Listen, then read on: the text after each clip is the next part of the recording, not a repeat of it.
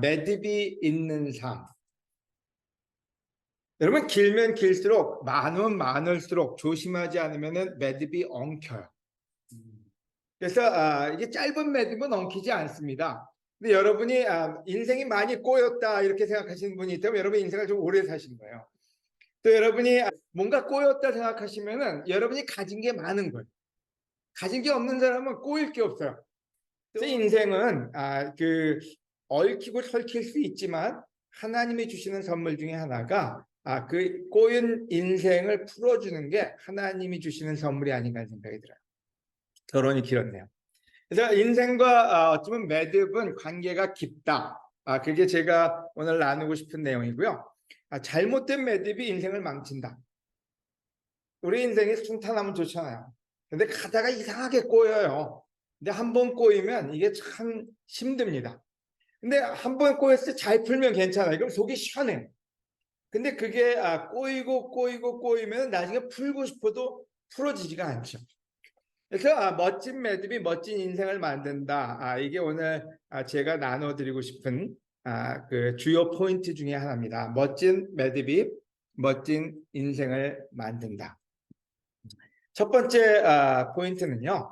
하나님이 주신 선물 매듭. 이 매듭 또한 하나님이 주신 선물이에요. 이게 무슨 소리냐? 아침이 있고 밤이 있어요. 하나님이 우리에게 아침과 밤을 주셔서 하루라는 그 매듭을 주신 거죠. 단지 하루만 주셨느냐? 겨울도 주시고 봄도 주시고 여름도 주시고 가을도 주셨어요. 왜 하나님이 이 절기를 주셨을까요? 그 또한 우리에게 뭔가 맺고 끊을 수 있는 그 절기를 허락하신 거죠.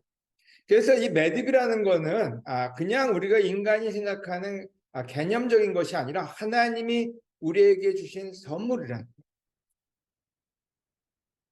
하나님이 주신 그 매듭을 여러분이 잘 이해하고 그 매듭에 맞게 살면은 우리의 인생은 하나님이 주시는 축복의 인생으로 갈 수가 있습니다.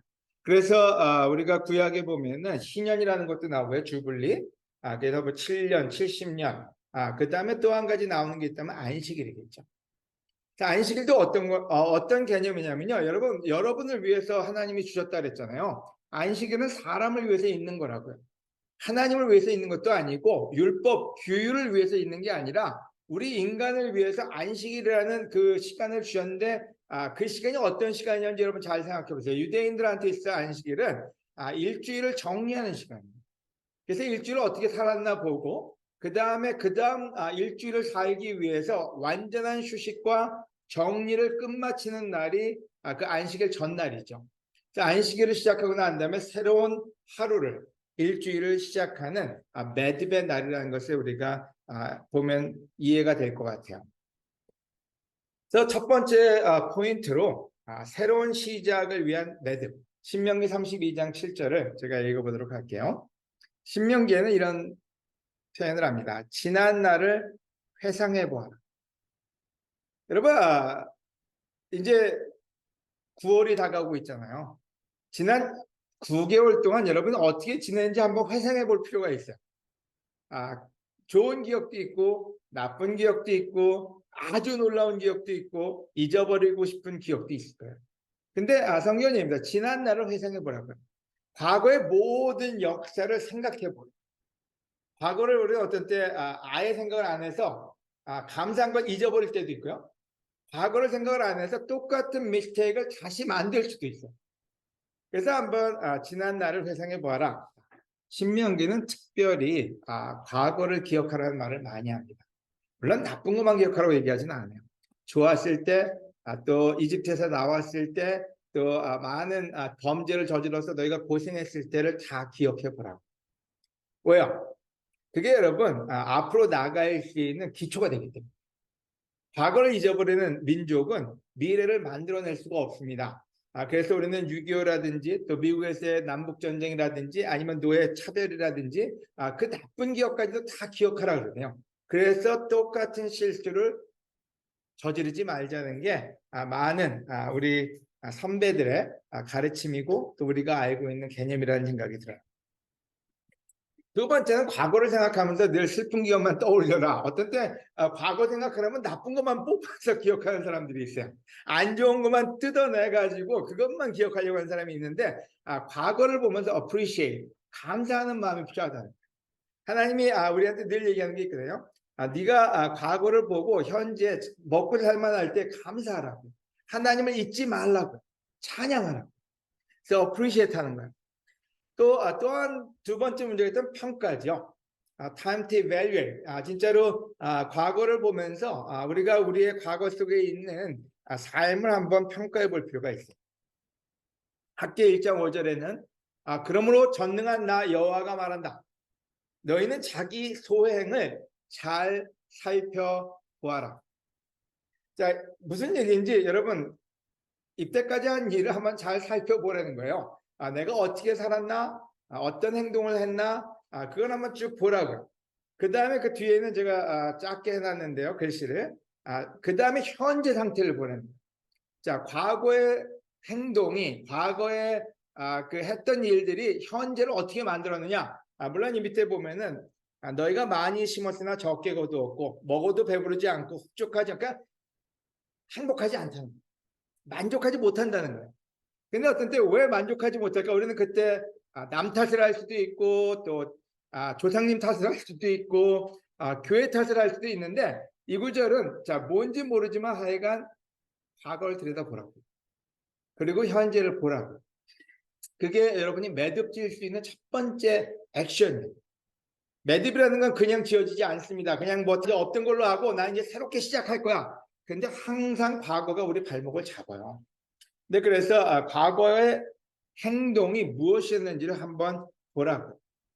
그래서 그것을 평가해 보라고 얘기합니다. 여러분, 저희가 9월부터 또 다른 저희의 분기를 시작합니다. 이게 끝맺을 수 있는 게 좋은 것 같아요. 좋았든 나빴든 간에 우리는 8월을 끝맺고 우리 1분기, 2분기를 끝내야 돼요. 이제 세 번째 분기로 가는데 그래서 첫 번째부터 드리는 숙제가 있다. 오늘 워크숍은 끝나지 않습니다. 9월 1일까지 여러분의 워크숍이에요. 그래서 여러분의 개인적인 삶이든 교회든 아니면 여러분의 어떤 그 패밀리든 한번 회상을 해볼 필요가 있어요. 내가 지난 8개월 동안 어떻게 살았나? 감사한 것들, 가족이든 여러분한테든 여러분 칭찬해 주세요. 여러분 개인한테 나 열심히 살았어. 내가 이 부분에 성장했구나. 여러분 칭찬을 해줄 필요가 있어요. 우리 어떤 때 회상하라, 과거를 돌아다봐라 그러면 부정적인 것만 생각하네요. 여러분이 잘했던 일에 칭찬하고 하지만 뭔가 부족한 부분이 있다면 찾아내는 것도 나쁘지 않아요. 왜요? 우리는 미래가 있으니까. 그래서 첫 번째 여러분 워크숍, 매듭, 회상 한번 기억해 보시고 감사와 또 여러분의 삶의 평가를 같이 해보시기를 권해드립니다. 두 번째, 새로운 시작을 위한 매듭, 회개. 여러분 가장 큰 매듭은 신약과 구약이었어요. 구약을 끝마쳐야지 신약이 시작됐거든요. 그래서 구약의 시대는 모세로 인해서 시작돼서 물론 하나님이 시작하셨지만요. 그리고 난 다음에 그 모든 것을 마무리 지어야만 됐어요.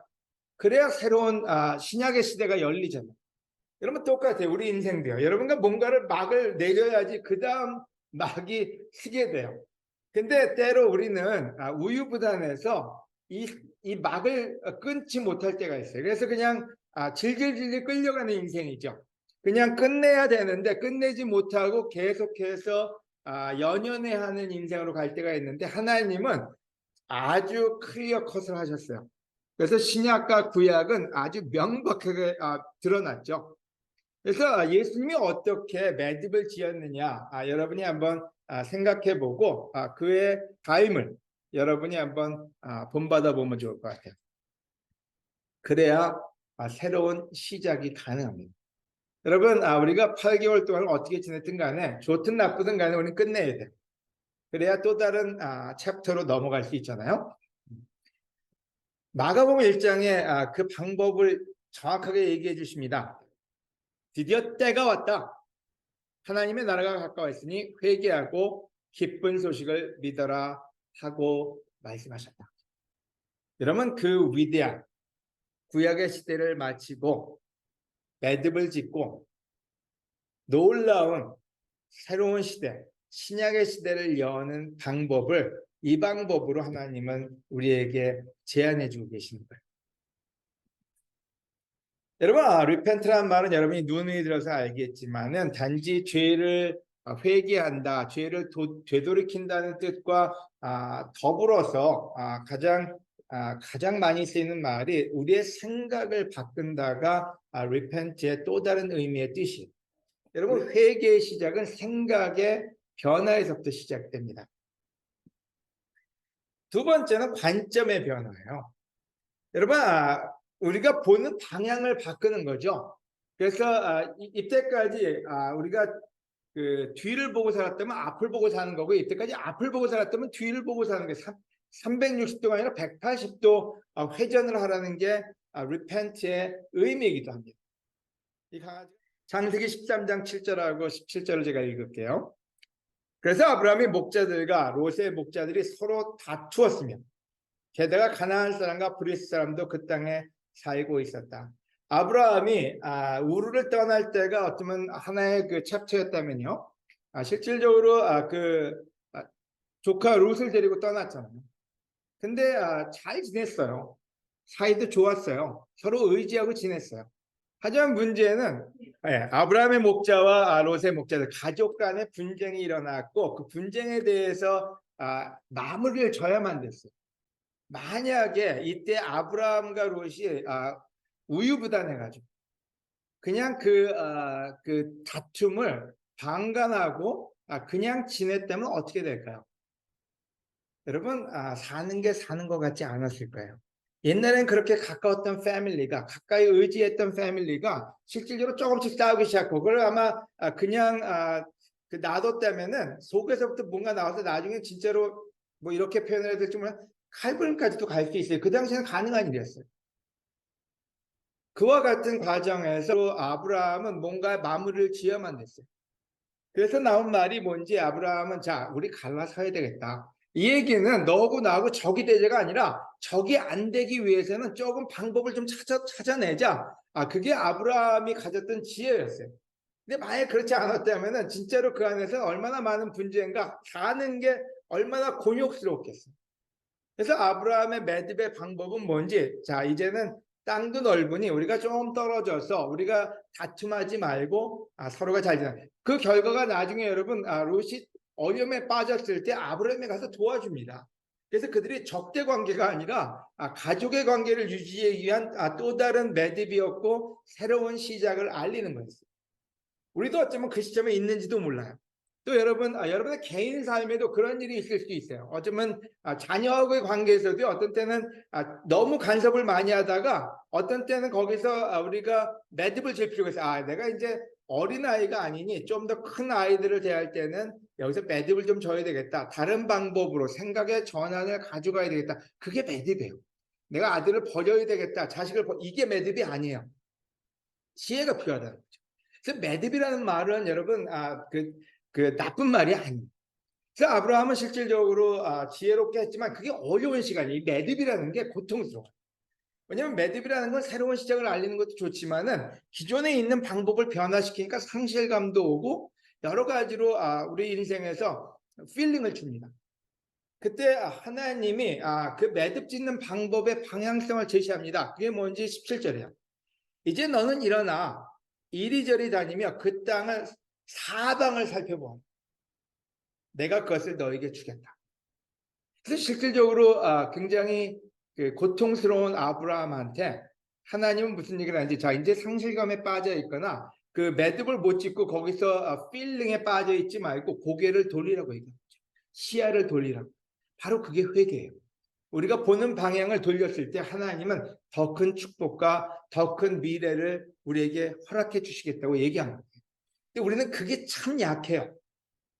옛날 가진 게 더 좋은 것 같아가지고 거기에 연연해하고 그 느낌에 빠져 있다 보면은 건강하게 우리의 생각이 디벨롭 되질 않아요. 그리고 거기서 오는 그 필링들이 여러분을 잠식할 때가 있죠. 하지만 하나님은 과감하게 고개를 돌리라고 하세요. 바로 그게 아브라함에게는 과거에 대한 힐링이었고 바로 그래서 롯을 사랑할 수가 있게 됐고 그가 어려움에 처했을 때 흔쾌히 가서 돕습니다. 매듭은 잘 지어야 돼요. 매듭을 잘못 지으면은 우리 인생이 어두워지고요. 매듭을 잘 지면은 우리 인생이 축복된 인생으로 갈 수 있습니다. 그래서 여러분, 과거와 현재, 바로 그 중간이 매듭이고요. 그 매듭을 하나하나 지어가는 게 우리 인생의 축복이고 또 우리 교회가 성장할 수 있는 하나의 단계가 될 거라는 생각이 들어요. 세 번째, 새로운 시작을 위한 매듭, 마무리. 전도서 7장 8절, 일의 끝이 시작보다 낫고 인내가 교만보다 낫다. 여러분, 우리는 시작은 즐겁게 합니다. 하지만 끝이 어딘지 모르게 끝내버립니다. 그게 우리 인생의 가장 큰 숙제가 아닌가 하는 생각이 들어요. 용두삼이라는 말 우리가 잘 쓰잖아요. 또 다른 속담에는 다가서 문지방 못 넘어간다.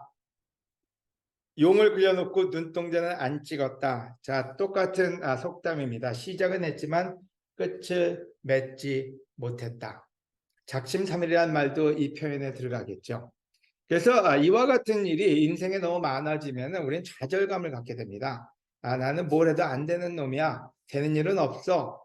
때로는 인생이 그렇게 쉽지가 않죠. 그래서 어릴 때는 이런 일들이 별로 이렇게 컨트롤 안 하다가 나이가 들어가면서 정 때문에 못 끊어낸 것, 또 여러 가지 우리 습관에서 끝내지 못한 일들이 많아지면 많아질수록 실타래가 얽히게 되고요. 그게 얽히면 얽힐수록 우리는 나중에는 풀고 싶지도 못하고 그게 우리를 어쩌면 정신적으로나 여러 가지 문제에서 패닉을 갖게 합니다.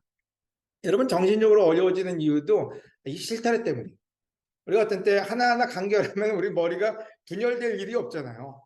근데 이게 자꾸 쌓이고 쌓이다 보면은 나중에는 자기의 마음이 어디 있는지 무엇을 해야 되는지도 모르는 상태로 가게 되죠. 그래서 매듭이라는 건 인생에서 굉장히 중요한 부분이라고 저는 생각이 들고 우리 모두가 같이, 저도 마찬가지지만 배웠으면 좋겠어요. 롱펠로라는 시인은 시작하는 재주는 위대하지만 마무리 짓는 재주는 더 위대하다. 그러니까 조금 지혜롭다는 사람들도 이 부분을 캐치를 했던 것 같아요. 셰익스피어도 끝이 좋아야 모두가 좋다. 그래서 시작보다는 끝을 중요시한 거죠. 여러분, 크리스찬 사람도요, 세례받는 게 중요한 게 아니라 믿음으로 하나님 나라 가는 그날이 중요합니다. 우리 권정수 어머님이라든지 우리 선배들이 갈 때 그 시점이 더 중요한데 우리는 시작은 너무 열심히 잘했어요. 근데 끝은 흐지부지해지고 있는 우리의 모습을 보게 되면 걱정이 돼요. 우리가 더 끝을 아름답게 만들 수 있는 제자가 됐으면 너무 좋겠어요. 왜 제가 이 얘기를 하는지는 매듭을 푸는 데는 여러 가지 방법이 있어요. 매듭을 푸는 방법이 있고 잘라내는 방법이 있어요. 어떤 방법이 지혜롭냐? 그걸 얘기하고 싶지는 않아요. 여러분, 우리가 풀 수 없으면 잘라내야 될 수도 있죠. 하지만 하나님의 방법으로 어떻게 이 문제를 푸느냐가 우리의 인생에 굉장히 중요한 부분이 될 것 같아요. 골로새서 3장 13절이에요. 서로 참으며 언짢은 일이 있더라도 주님께서 여러분을 용서하신 것처럼 서로 용서하십시오. 이게 첫 번째 마무리 방법 중에 하나예요. 여러분, 마무리에는 인간관계가 제일 복잡해요. 단지 사업 아니면 여러분이 하고 있는 프로젝트 여러 가지 마무리도 잘 해야 되겠죠. 하지만 살다 보면은 인간관계가 설키고 얽히고 그 다음에 거기서 오는 페인, 고통은 말할 수 없죠. 아마 여기 계신 많은 분들도 이 부분에 지금 연결돼 있을 수도 있어요. 여러분, 할 수 있다면, 자, 여기 전제 조건이 있습니다. 할 수 있다면 용서로 끝마치는 마무리가 제일 좋습니다. 왜냐하면 새로운 시대를 만드는 데 있어서 굉장히 여러분을 자유롭게 만들 거예요. 하지만 용서가 쉬우냐? 용서를 원하지 않는 사람은 용서하기도 쉽지 않고 실제로 이 부분이 쉬운 부분은 아니에요. 그래서 용서할 수 있는 한계는 여러분이 용서하시기를 권해드리고요. 두 번째는 용서가 안 된다. 자, 그때는 여러분, 사랑하는 여러분이 직접 복수하지 말고 하나님께 맡기십시오. 성경에는 원수 갚는 것은 나의 일이다. 내가 갚아주겠다라고 기록되어 있습니다. 그래서 하나님 안에서의 잘라버림이라는 건요, 잘라버리는 게 아니라 하나님한테 맡기는 거예요. 그래서 용서가 안 될 수도 있는데 우리가 어떤 때 원수까지 사랑하라는 말로 원수를 용서하라는 말로 표현을 하다 보면 우리가 스트레스를 받습니다. 왜냐면 지금 마음에서 도저히 용납도 안 되고 실제로 이해도 안 되고 받아들일 수 없는데 용서해라. 이건 뭐 어떻게 하라는 건지 어떤 때는 우리 스스로가 답보 상태에 빠지게 돼. 바로 그게 우리의 실타를 더 얽히게 만들죠. 감정이 얽혀버려요. 사랑해야 되는데 미워하고 내가 도와줘야 되는데 증오하고 이러다 보면은 우리에게 정신 분열이라는 게 거기서 오지 않나 생각이 들어요. 그래서 여러분 용서할 수 있는 건 용서하세요. 하지만 여러분이 만약에 이건 도저히 용납도 안 되고 받아들일 수 없고 원수 같은 존재라면요, 그 원수 갚는 일에 여러분의 에너지를 쓰지 말라는 거예요. 뭐하라고? 하나님한테 맡기라고. 하나님의 자식이고 하나님의 모든 인간은 하나님이 만드셨잖아요. 하나님한테 귀한 존재거든요. 하나님한테 그 일을 맡기셔야 돼요. 우리가 잘못 들어가면요, 남의 아이 야단치다 혼나는 부모나 똑같아요. 이게 무슨 얘기냐? 남의 아이가 하나님의 자녀거든요. 못돼 처먹어도 하나님의 자녀고요. 여러분들 잘해도 하나님의 자녀인데요. 우리가 어떤 때 하나님의 자녀를 건드려요. 여러분 못되면 하나님의 자녀가 아니라는 잘못된 개념이 있기 때문에 못돼 처먹어도 하나님의 자녀.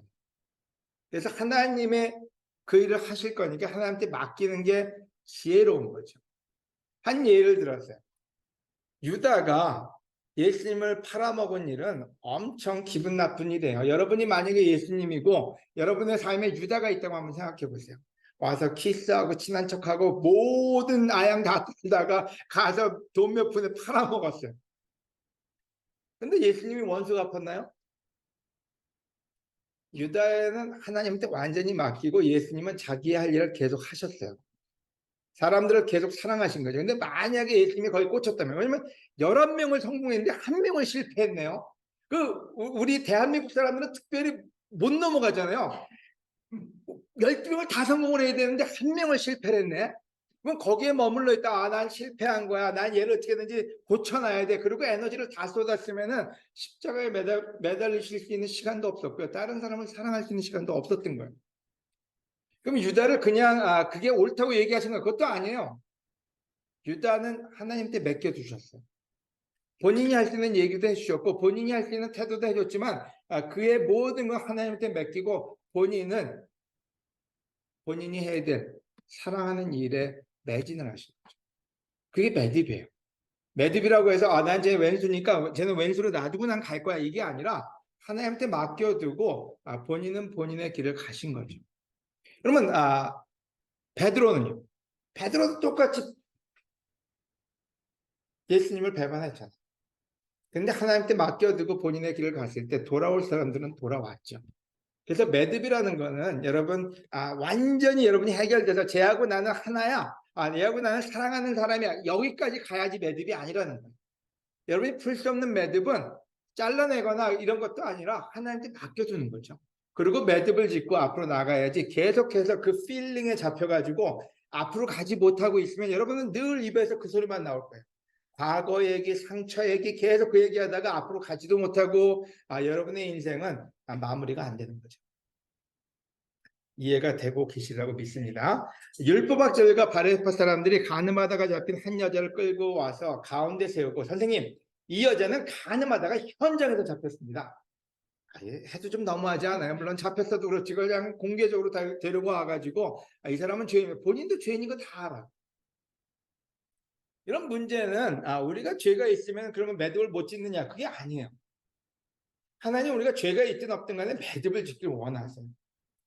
여러분 죄인이라고 해서 여러분이 그거에 죄책감에 계속 빠져 있으면 매듭이 지어지질 않아요. 물론 사람들은 여러분 계속 죄인으로 몰고 갈 수 있는데 하나님은 매듭을 지라고 얘기합니다.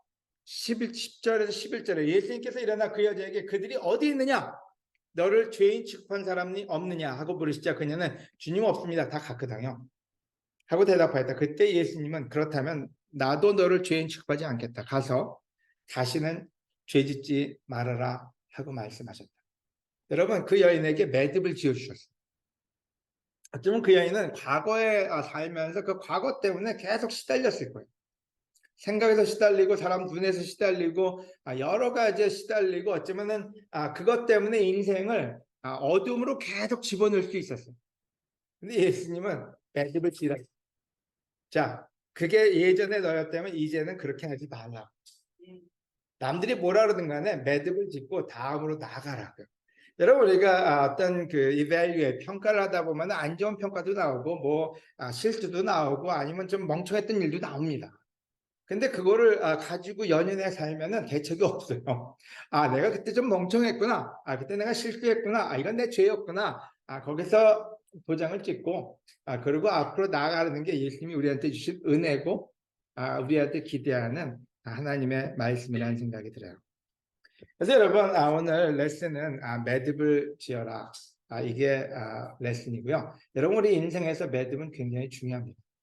여러분의 관계에서 또 과거에서 또 교회 어떤 그 포럼마다 우리가 뒤를 바라다 보고 올바른 평가를 하고 그리고 난 다음에 앞에 하나님이 주시는 축복으로 나아갈 수 있는 그 매듭을 짐으로써 여러분의 삶도 풍파가 와도 흔들리지 않을 거예요. 왜냐하면 매듭을 지어놓고 있으면요.